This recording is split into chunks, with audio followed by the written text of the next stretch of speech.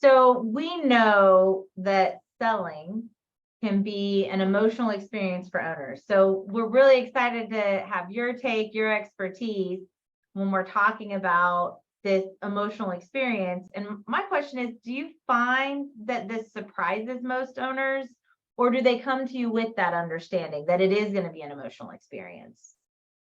Most of the time that we're talking to a business owner about the exit process, they probably have been thinking about it for quite a while and trying to figure out if they want to do it. And so they've had this emotional experience already. Sometimes it's excitement, they're ready to move on to something new.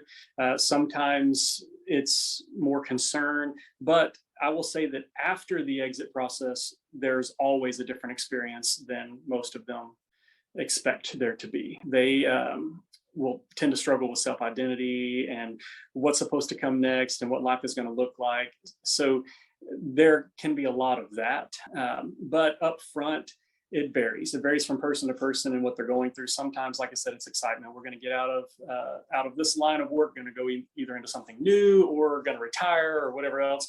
Other times, there's a lot of struggle because maybe this is a multi-generational business, or maybe they really care about their team. That's particularly what we're focused on at our sell-side advisory, particularly, right? We're thinking about those that have poured into their culture a lot. And so there's a lot that's going on emotionally about, am I betraying them? Also, you see during the transaction process, just to note that there's this feeling of deception a lot of times because they're not supposed to talk about it, right? Because that could affect the transaction that's going on. So if they're in negotiation or they're under LOI, now they're dealing emotionally with, oh no, I've got this big secret, and they feel like they're doing something wrong because their employees don't know about it and they're still having to interact with them daily. And so yes, there's a lot of emotion that goes into it. Although some of the specifics differ depending on their mindset, it's always emotional. Yeah. Yeah, it's interesting. I think we tend to, on the marketing side, start a little earlier in the process. And so we tend to run into that surprise of emotion as we take people through our vision value model. When they start really looking at what they care about in the business, that's when a lot of times people discover that they really care for and are way more concerned about their employees and the processes they've set in place and that culture that they've grown over the years than they realize. And so then it's time to help them mitigate that and go through the process. And so what are some ways that you as an organization help those owners with working through those feelings, with coming to terms with the fact that they're not doing the wrong thing? Like you said, they're not necessarily being secretive, they're following the process. What are some ways that you help them with that? Well, that's where I think our value proposition is completely different from every other advisory on the market, because we're dealing with clients, especially that have poured into their culture, and we're trying to find a buyer that shares their values, wants to see that continue, not because it's the legacy of the owner. That I think is unfair, right? Because if you're selling your car, for instance, it's not really your business what the new owner is going to do with your car. But this is different because we're talking about people. We're talking about people's lives. We're talking about service to clients and all of those types of things.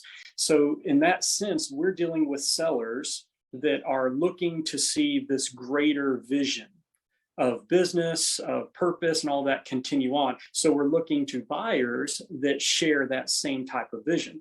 Just as an example, think about Christian business owners. And I'm talking those that have really poured their faith into their business. You can also see this with like B Corp. B Corp is a very difficult certification to receive. They took a lot of time, a lot of effort to build that in. So to think about now leaving that organization, is the buyer going to share that value and see that value in it? I mean, I've seen it go the opposite way a lot, where that wasn't a consideration for the new buyer. So what we're offering to sellers is to find a buyer that sees the world in a similar way to how they see the world. So we're going to find, for instance, I mentioned the Christian business owner, we're going to try to find a Christian buyer. And that buyer typically is larger, right? They have more resources. They are doing this in other entities already. And we're trying to bring them in to expand on the vision that the seller has had. because they share that value. But with B Corp, the same type of thing. Instead of just selling to some private equity group that really cares nothing about the B Corp work that went in, we're trying to find those that specialize in B Corps, and they're going to share that value. So the owner is going to be comforted knowing that they've really done something tremendous here and someone values that and wants to see it continue on. So really that's our particular offer is, hey, we're going to change the way you view this transaction and find people to carry on that vision.